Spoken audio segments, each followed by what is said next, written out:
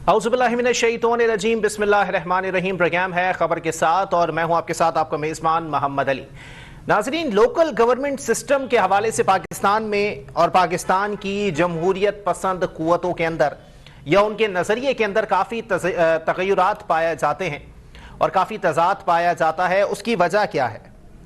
आज election commission के साबिक़ secretary Kanwar Dilshad साहब की जानिब से भी एक बयान दिया गया है। उसमें उन्होंने वाज़े किया है कि अगर ये सिस्टम ख़त्म कर दिया जाता है या इस सिस्टम के खिलाफ कोई कानून साजी की जाती है तो ये जमहूरियत की सबसे बड़ी नाकामी तस्वुर की जाएगी। लेकिन अगर मैं बात करूं कि पाकिस्तान में कितनी जमहूरियत पसंद कुव्वतें काम कर रही हैं या फिर सियासत कर रही हैं, तो तमाम लोगों की जमहूरियत पसंदी अगर लोकल गवर्नमेंट सिस्टम के दरवाजे पर आकर रुक जाए तो उनकी जमहूरियत पसंदी को उनके मफादात के तहत ही जाना जा सकता है।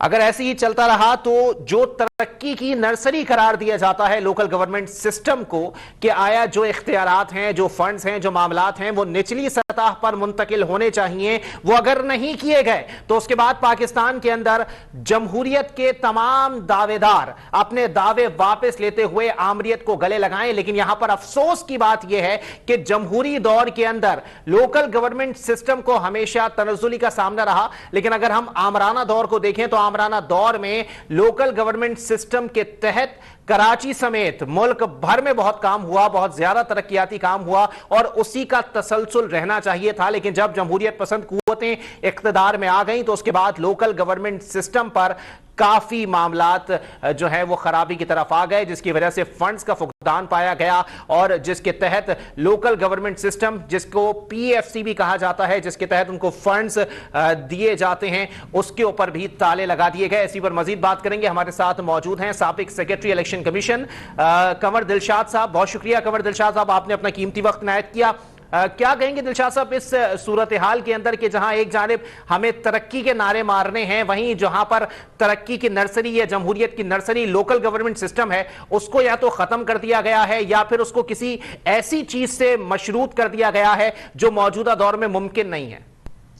असूली तौर पर जितनी भी हुकूमतें आई हैं जमहूरियत के नाम पर, उन्होंने लोकल गवर्नमेंट सिस्टम को हमेशा मफलूज करके रखा जी, और उनके तमाम इख्तियारात जो हैं वो सलब कर लिए गए, फंड जब्त कर लिए गए और उनको डिप्टी कमिश्नर और कमिश्नरों के महतायत कर दिया गया।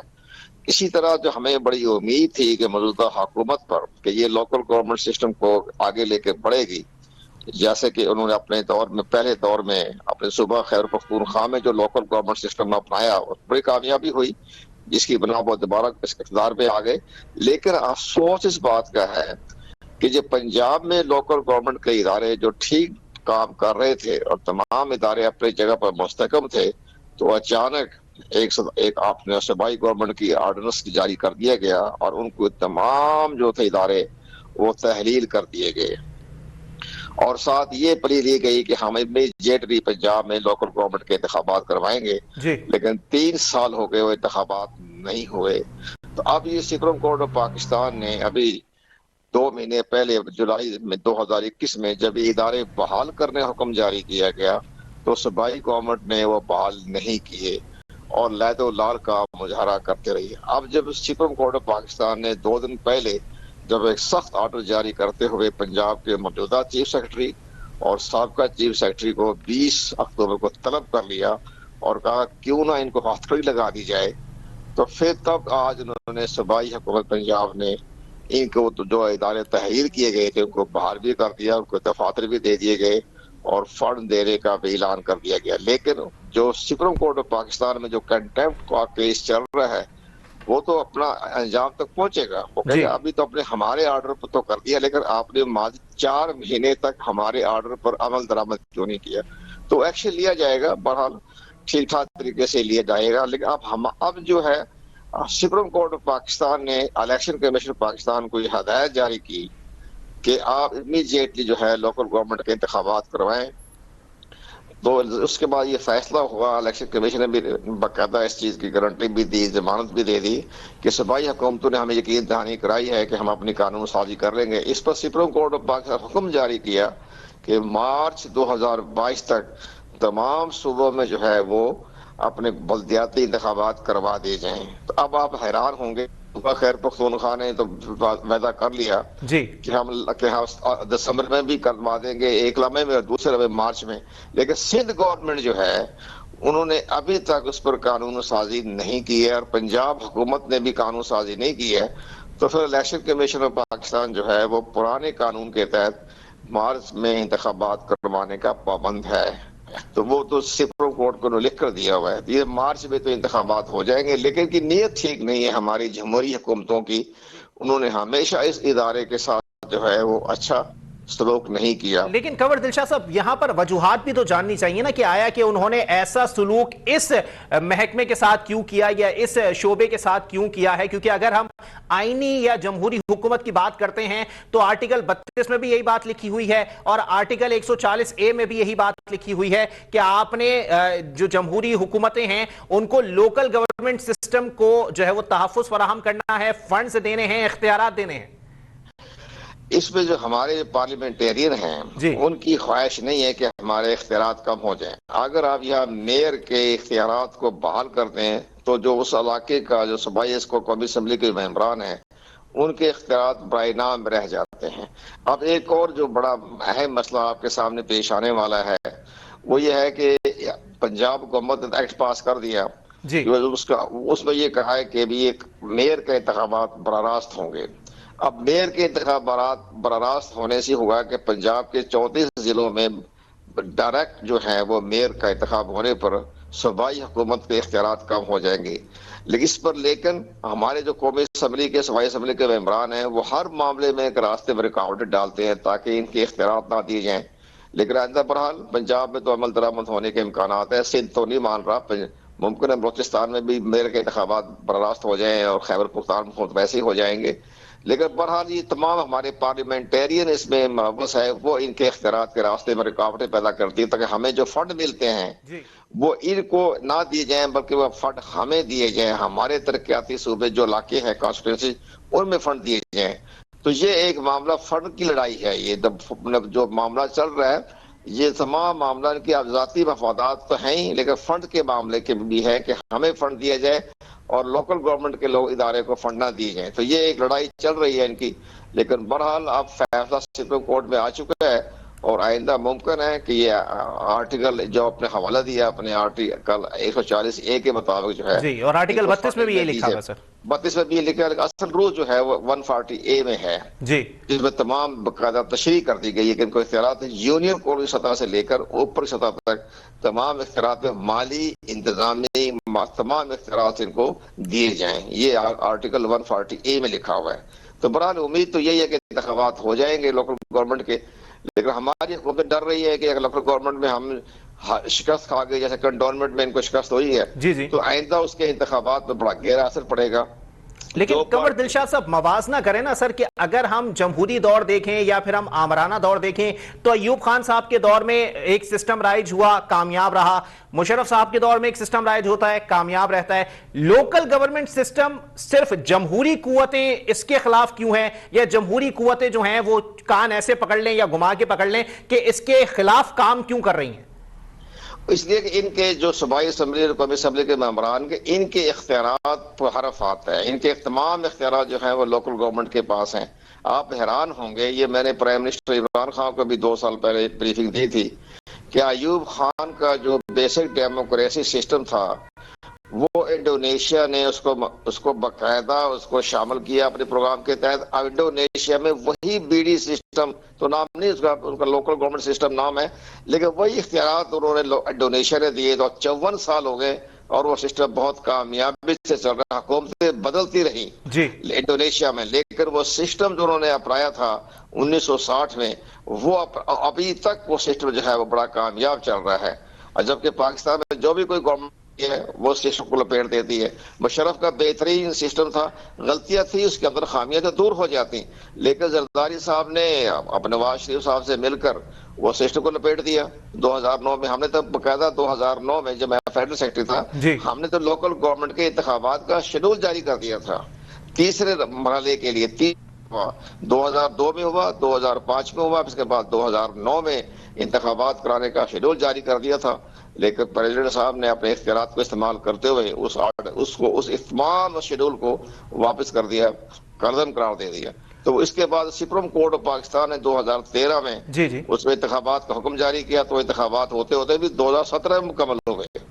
یعنی اتنی اس کے اندر جو تھے انہوں نے حکومتوں نے رکاوٹیں ڈالی، پنجاب گورنمنٹ نے بھی، سندھ گورنمنٹ نے بھی۔ پھر میئر جو تھے باپ کی کراچی کے، وہ سپریم کورٹ بھی گئے کہ میرے پاس تو اختیارات ہی کوئی نہیں ہے، تو اپنے اختیارات کا پورے شور شار مچاتے ہوئے 5 سال پورے کر کے چلے گئے گھر۔ تو یہ معاملہ آپ کا ٹھیک ہے کہ مشرف کے دور میں کراچی میں بہت کام ہوا، اور اس کے پہلے میئر تھے عنایت، غالباً عنایت ہی نام تھا، نعمت اللہ نے کام کیا، اور پھر اس کے بعد انہوں نے بھی اچھا کیا، مصطفیٰ کمال نے بھی بہت اچھے کام کیے۔ لیکن بہرحال جب یہ گورنمنٹ آئی تبدیل کر دیا گیا، پنجاب میں بھی تبدیل ہو گیا۔ تو یہ ایک آئین کی ایک روایت ہے، اس کو ہم یہ آپ کے وساطت سے یہ کہیں گے کہ ان کو آئین میں تحفظ دے دیں، جیسے آئین میں 140A میں نیچے نئی 3 سطریں لگا دیں۔ جیسے ہمارے قومی اسمبلی جب ڈیزالو ہوتی ہے تو 90 دن میں انتخابات یا 60 دن میں انتخابات کروانا لازمی مینڈیٹری ہوتا ہے۔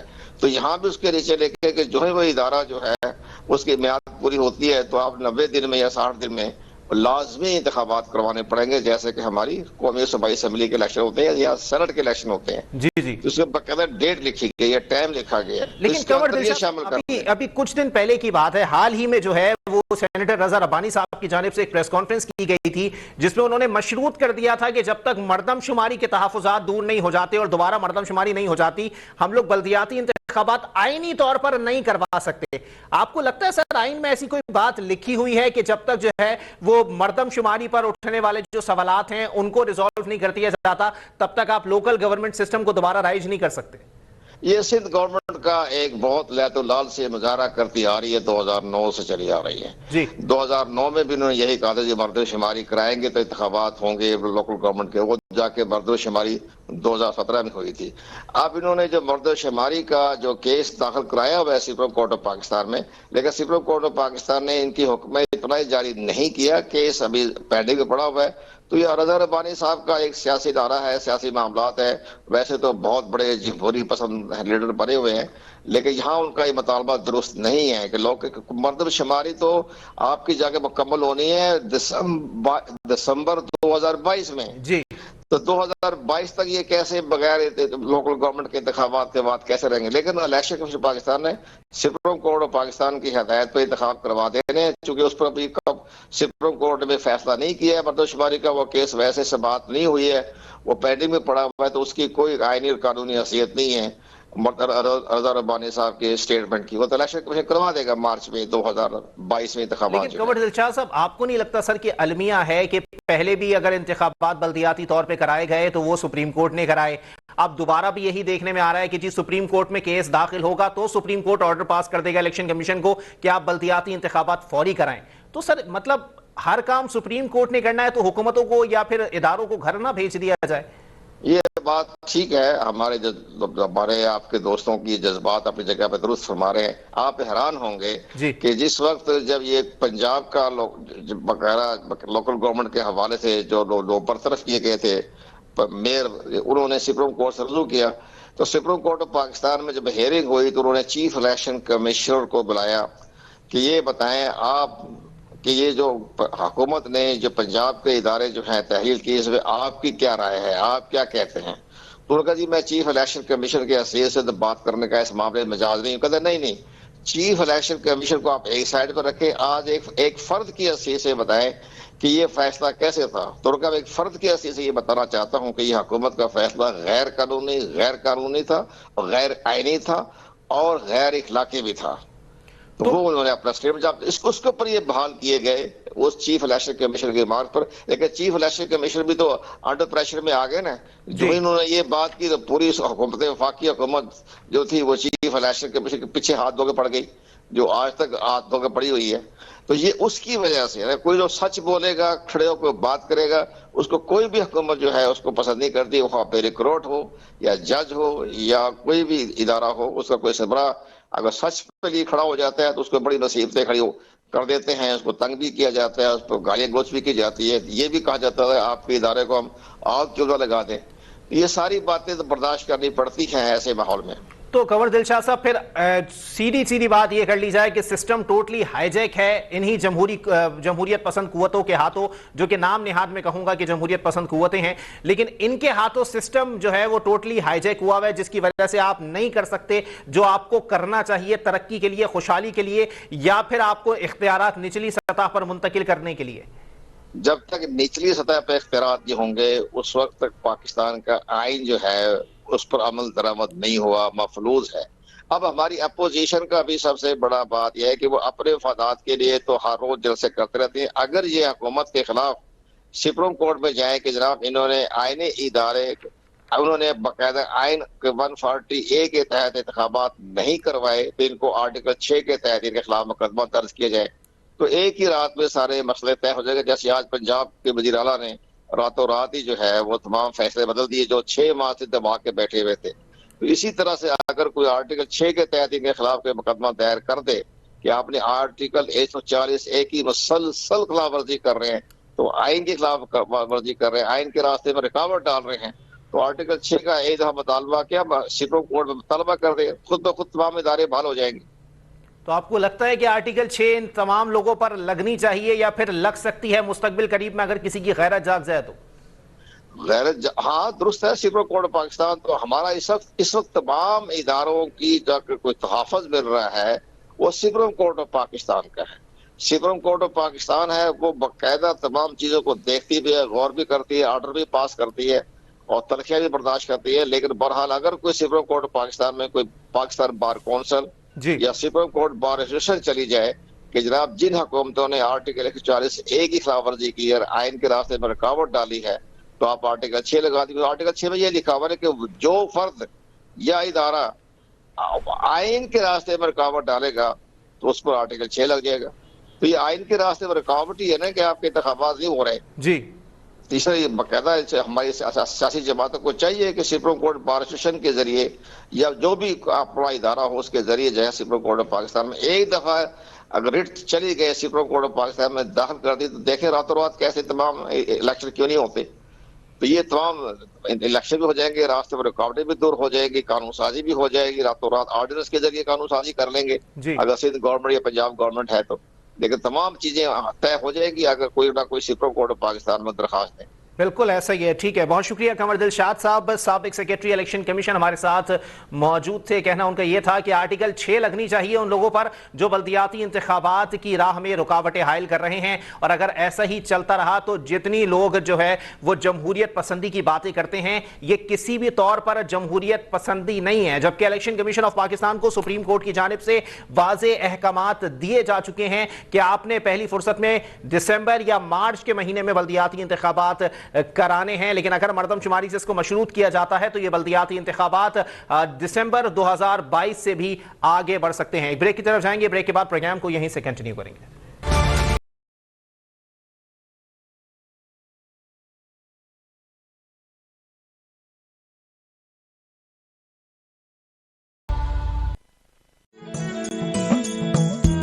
अवाम की हुकूमत, अवाम की खिदमत, किसी साइड इफेक्ट और सर्जरी के बगैर जदीद तरीन साइबर नाइफ रेडियो सर्जरी के जरिए कैंसर का मुकम्मल इलाज। साइबर नाइफ टेक्नोलॉजी से मरीज के इलाज पर $60,000 तक का खर्चा होता है। सिंध की अवामी हुकूमत Jinnah post graduate medical centre Karachi में कायम पाकिस्तान के पहले cyber knife radio surgery unit के जरिए सालाना 5,000 मरीजों को ये इलाज बिल्कुल मुफ्त फराहम कर रही है। ये है सिंध, खिदमत में सबसे आगे। जियो पाकिस्तान के लिए, जियो पाकिस्तान के लिए, जियो पाकिस्तान के लिए, जियो पाकिस्तान के लिए, जियो पाकिस्तान के लिए, जियो पाकिस्तान के लिए, जियो पाकिस्तान के लिए, जियो पाकिस्तान के लिए, जियो पाकिस्तान के लिए, जियो पाकिस्तान के लिए, जियो पाकिस्तान के लिए, जियो पाकिस्तान के लिए। पूरे पाकिस्तान को इमरान खान जैसा लीडर कभी मिला ही नहीं है। कहते हैं नया पाकिस्तान बनेगा, नया का गरीब रहेगा नहीं तो नया बनेगा। میں ہوں علی سرور. آج جناب اسٹوڈیو سے نکل کر ہم آئے ہیں عام آدمیوں کے درمیان, اور جو سب سے بڑا مسئلہ اس وقت پوری قوم کو درپیش ہے وہ ہے مہنگائی کا مسئلہ. महंगाई कम कर दे, मेहरबानी होगी. पीटीआई के बहुत जबरदस्त सपोर्टर थे. अभी तो हमारी भी जो है ना तौबा हो गई. सिर्फ मौत सस्ता है बस इस मुल्क में, और सब चीजें महंगा है. आजम चोर है, काबीना चोर है, ये खुद चोर ही निकले ना. अपने आप को जाहिर कर दिया इससे कि मैं चोर हूँ. कि महंगाई हर दौर में हुई है और करप्शन भी हर दौर में हुई है. मैंने खुद पीटीआई को वोट दिया था और मैं बहुत बड़ा इमरान खान का सपोर्टर था, लेकिन अब तो भाई कानों को हाथ लगाते हैं. महंगाई की महामारी ने हमारा गड्ढा बिठा दिया. चले हटाने गरीबी, गरीबों को हटा दिया. आम आदमी की जेब हो गई है सफाच. खुदा का वास्ता इमरान खान साहब, तो हमारी जान छोड़ और इस मुल्क से गर्क हो जा.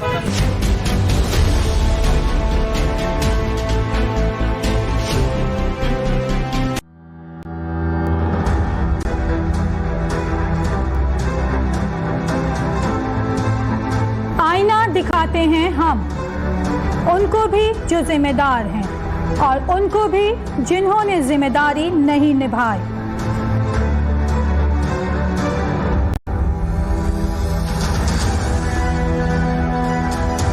जो खुद को सवालों से ऊपर समझते हैं. आईना दिखाते हैं हम अवाम को भी और समाज को भी.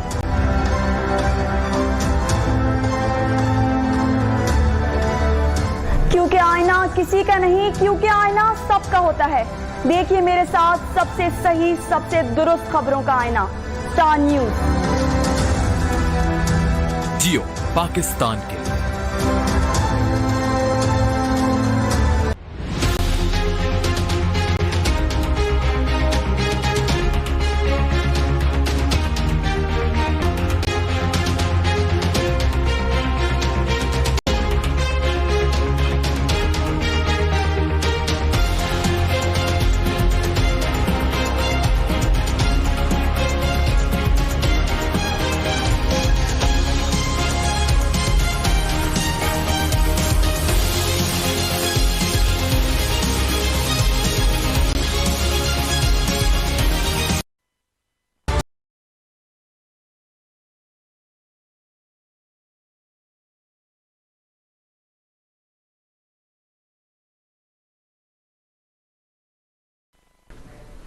वेलकम बैक नाज़रीन. प्रोग्राम के सिलसिले को आगे बढ़ाएंगे और कराची की सियासत के हवाले से कुछ बात करेंगे. कराची की सियासत में एक नया तग़य्युरात पैदा हो रहे हैं, जिसको मद्देनजर रखते हुए कहा जा सकता है कि आगे आने वाले वक्तों के अंदर कराची में शायद कोई सियासी जमात दोबारा ताकत हासिल करने के लिए सरधड़ की बाजी लगा ले. मैं वाज़े करता चलूं कि साबिक गवर्नर सिंध डॉक्टर इशरतुल इबाद खान साहब की कराची की सियासत में वापसी के इम्कानात जो हैं वो रोशन हो गए हैं, और इशरतुल इबाद खान साहब के हवाले से खबरें आ रही हैं कि उनसे कराची की सियासत के मुख्तलिफ हलकों ने राब्ता कायम किया है और उनको दावत दी है कि आप कराची आकर दोबारा अपनी सियासत को पाया तकमील तक पहुंचाएं. और अगर ऐसे ही चलता रहा तो आगे आने वाले वक्तों के अंदर कराची के अंदर सियासी तग़य्युरात बड़े पैमाने पर देखने में आएंगे, और देखा जाएगा किस तरह से जो है वो कराची के अंदर कौन किस तर्ज की सियासत को परवान चढ़ाता है. लेकिन यहां पर यह बात वाज़ेह है कि जी मुख्तलिफ सियासी जमातों की जानिब से कराची के अंदर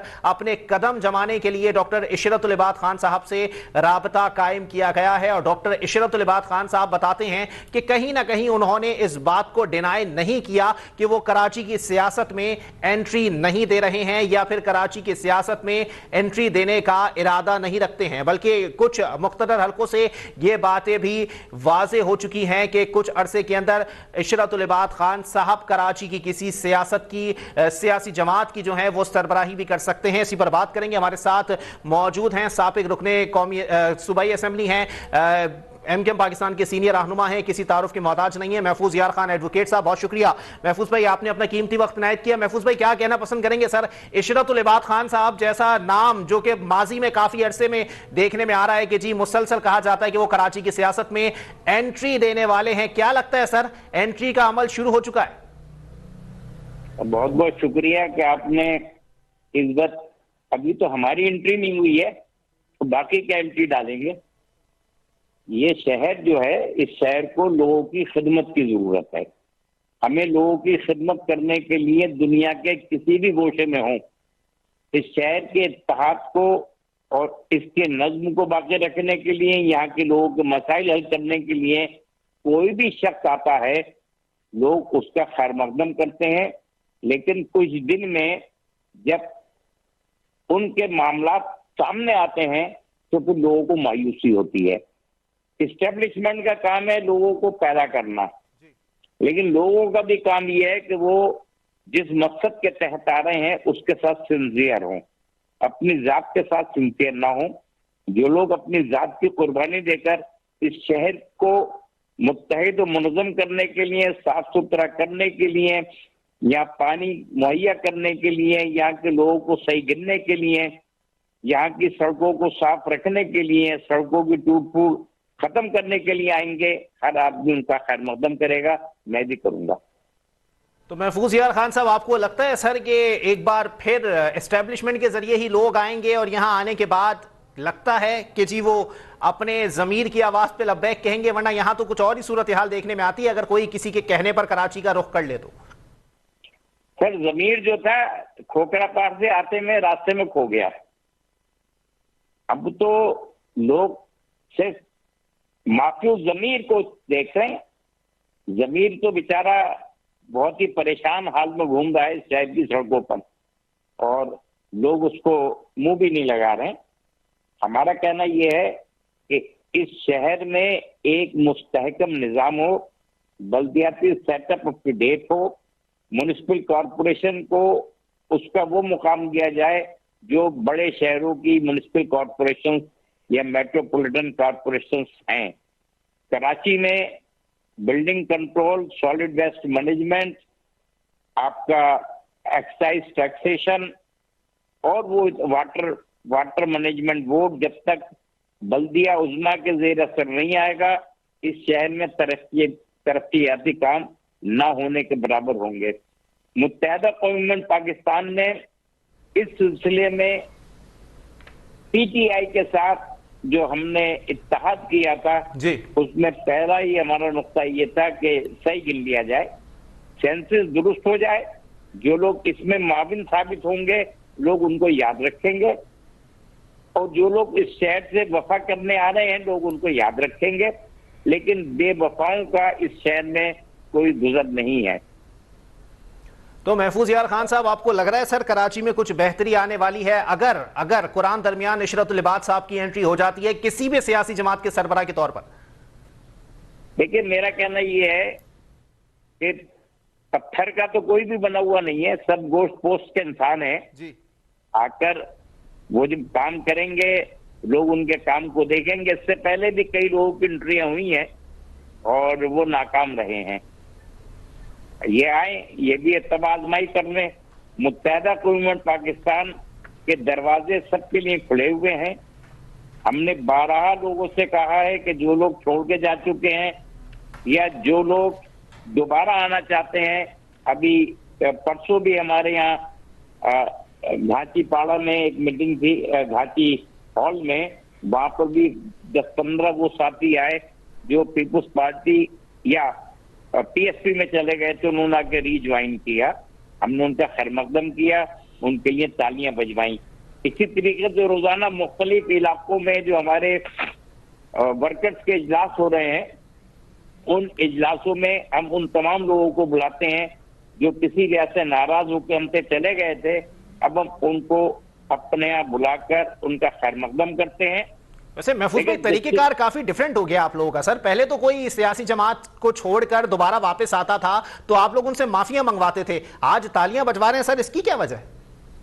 سر اس کی وجہ یہ ہے کہ اب ہم اس جماعت کو ہم نے زیرو ٹالرنس پالیسی رکھی ہوئی ہے۔ جی تالیاں یوں بجوا رہے ہیں کہ تاکہ لوگ ان سے معافیاں نہ منگوائیں اور ان کا خیر مقدم کریں، ان پہ ہاتھ پھول ڈالیں، اور وہ پھر اسی جدوجہد کے ساتھ، اسی جذبے کے ساتھ پارٹی میں کام کریں۔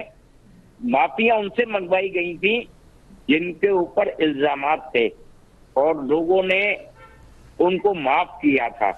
یہ لوگ جو گئے ہیں یہ مجبوراً گئے تھے، ان کے اوپر ایک تشدد کا پہلو تھا، ان کے اوپر झूठे मुकदमात थे, इनको जान बचाने के लिए कुछ लोगों को मुल्क से भागना पड़ा था। तो सर किस पे नहीं है, किस पे नहीं है महफूज भाई, ये बताएं ना। ऐसे तो पूरी एमकेएम पाकिस्तान खाली हो चुकी होती अगर सब पे ही आप लोग ये बात कर रहे हैं कि जी दबाव डालकर दूसरी जमातों में भेजा जा रहा था या सब पे केसेस थे, तो आधे से ज्यादा कारकुनान तो केसेस भुगत रहे हैं सर, आधे से ज्यादा एमकेएम पाकिस्तान खाली हो चुकी होती। देखिए ना, हम भी तो केस भुगत रहे ना, हम पे तो कोई इल्जाम नहीं था ऐसा। हमने कुछ केसेस में बरी हो गए, कुछ में रोज जाते हैं, अभी हफ्ते को भी हमारी तारीख थी, उसमें भी। देखिए मसला क्या है कि केस जो बनाए जाते हैं उनमें से 90% झूठे होते हैं जी, 10% जो सही होते हैं हम कहते हैं उनको उसकी सजा मिलनी चाहिए। अगर किसी एमक्यूएम के कारकुन ने किसी के साथ ज्यादती की है तो वो नाकाबिल माफी है। पार्टी में भी जीरो टॉलरेंस है और कोर्टों में भी उनको हम सपोर्ट नहीं करते हैं। देखिए मैं अपनी मिसाल दूं, बहैसियत वकील के मैं किसी ऐसे आदमी के मुकदमे में नहीं जाता हूं जिसपे मेरा ज़मीर ये कहे कि इसने ये गलत काम किया होगा। तो सर हर कोई वकील आप जैसा बाज़मीर नहीं होता ना, कुछ वकील होते हैं वो पैसे के चक्कर में चले जाते हैं। ये तो पैसे तो हम भी नहीं लेते हैं ना, और हमारे मुत्तहदा गवर्नमेंट पाकिस्तान का जो लीगल एड है जी जी वो पैसे थोड़ी लेती है। अच्छा, तो महफूज भाई ये भी क्लियर कर देना सर। चलें ठीक है, दोबारा इशरतुल इबाद साहब की तरफ आ जाते हैं। अगर आकर वो दोबारा बहादुराबाद का रुख करते हैं, क्योंकि मुझे नहीं लगता वो पीआईबी की तरफ जाएंगे, लेकिन अगर वो बहादुराबाद का रुख करते हैं तो सर लगता है कि आमिर खान साहब या फिर खालिद मकबूल सिद्दीकी साहब या इन जैसे जितने भी राब्ता कमेटी के अरकान बैठे हुए हैं उनको जगह तफवीज की जाएगी? देखिए मैं आपसे अर्ज करूं, इशरतुल इबाद भाई जो हैं वो मेरे बड़े नियर एंड डियर हैं और उनके साथ मेरा बड़ा अच्छा वक्त गुजरा है। वो जब गवर्नर थे जब भी जी, और अब भी मैं उनसे राब्ते में रहता हूं। अभी मैंने एक आध महीने से राब्ता नहीं हूं। अक्सर जब मैं दुबई वगैरह जाता हूं तो उनके साथ मेरी गपशप लगती है, और अगर वो पाकिस्तान आएंगे तो हम मुत्तहदा गवर्नमेंट पाकिस्तान जो है वो उनके लिए खैर मकदमी कलमात कहेगी, क्योंकि हम ये चाहते हैं कि मुत्तहदा गवर्नमेंट पाकिस्तान के साथी दुनिया के किसी गोशे में है वो वापस आ जाए, क्योंकि कौम उनको याद कर रही है। और ये वक्त है आने वाले इंतखाबात में अगर हमारे पास अच्छे लोग, अच्छी लीडरशिप होगी जिनके ऊपर कोई ऐसे इल्जामात नहीं है। देखिए इशरतुल इबाद भाई के साथ एक चीज है कि वो इतना तवील दौरे गवर्नरी गुजारा लेकिन उनके खिलाफ किसी किस्म का कोई मुकदमा नहीं बना, इसलिए हम उनकी कदर करते हैं। सर ये तो सारी सेटिंग की बात है ना, जिसकी सेटिंग होगी उसका मुकदमा नहीं बनेगा, जिसकी सेटिंग नहीं होगी मुकदमा तो उन पे बनते हैं। सर भाई हमारी भी सेटिंग करवा देना। अगर मैं करवा सकता तो मैं जरूर करवा देता महफूज भाई, लेकिन मैं चाहूंगा सर एक जाती तज्जिया भी आप इस पे दे दें कि अगर इशरतुल इबाद खान साहब जो है वो वापस आते हैं तो आपकी सियासत को जो है वो दोबारा परवान चढ़ने का मौका मिल सकता है। सर सियासत तो हमारी परवान चढ़ रही है। अच्छा। अगर आप इस गुज़िश्ता 15 दिन का रिकॉर्ड देखें, 15 दिन में तकरीबन को 200 के करीब हमारे जनरल वर्कर्स इज्तिमात हुए हैं हर टाउन में, 4-4, 6-6, मतलब जितनी यूसीज थी सब में हमने जनरल वर्कर्स इजलास किए हैं, तमाम टाउन्स में किए हैं, और हर जगह जो है हाजिरी जो थी कम से कम हाजिरी जो थी 100-150 रहती थी, ज्यादा से ज्यादा हजारों में भी थी जी। और उन इज्तिमात में हमारे वफाकी गुजरा, मतलब अमीनुल हक भाई बंस रोड पे हमारे साथ गए, अमीनुल हक भाई हमारे साथ लियारी टाउन में गए, अभी जो हमने इज्तिमात किए हैं, और कल रणछोड़ लाइन का ही बहुत बड़ा इज्तिमा हुआ है जी जी। तो ये तमाम चीजें इस बात की गम्माज हैं कि सियासी कारकुन जो हमसे नाराज हो गए थे हम उनको मना रहे हैं और मोहल्लों में जमा कर रहे हैं, ताकि बल्दियाती इंतखाबात के फॉर्म हमने दे दिए हैं,